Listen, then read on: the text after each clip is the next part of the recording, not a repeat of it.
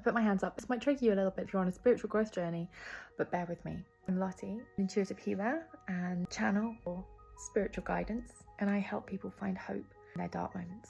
If you woke up tomorrow with everything that you dream of in your head for your future, for the externals of your world, would it genuinely reflect who you are on your inside? Those of us on a spiritual journey, we spend a long time trying to figure out who we are, what's in there, what we need to get rid of, what we want more of. But so many of us have spent so long not being on that journey that we are still creating our externals based on old stories, old versions of ourselves, old beliefs of what we want. And that is where we quite often end up battling the external dreams that we hold against the internal belief system that we are developing and growing slowly but surely over our spiritual growth journey.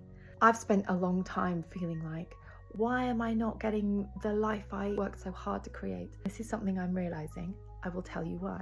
And if this resonates for you, then listen up.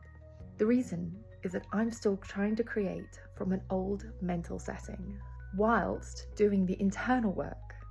But instead of going, what do I want to create from here?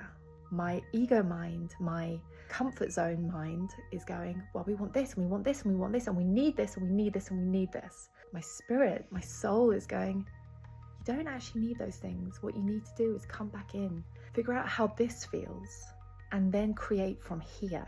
Not from out there, not from in here, but from in here. Now that looks like stopping the hustle.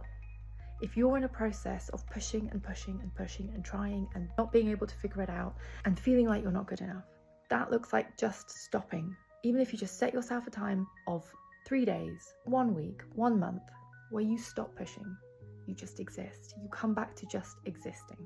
That doesn't mean don't go to work and you don't do all the things that you need to do. You know, obviously go and do the food shop and look after the kids. What that means is the thing that you're pushing against, stop pushing. And to be clear, I'm not talking about danger where there's abuse or you're in a dangerous situation. I'm talking about things where you are actively pushing towards something that is maybe a struggle for you, like trying to get a business off the ground or trying to make a relationship work that isn't working or having problems with your boss. Things where you're pushing and trying and you're not getting light at the end of the tunnel.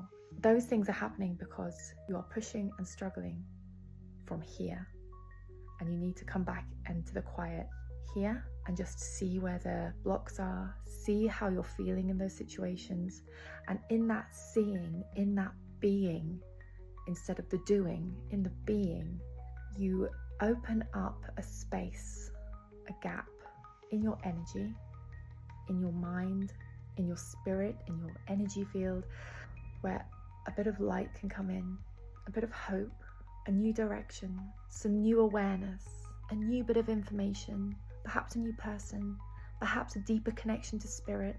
You need to stop though, to allow that to happen. And our ego mind, our busy brain fights against that. It's like, no, we just need to keep pushing.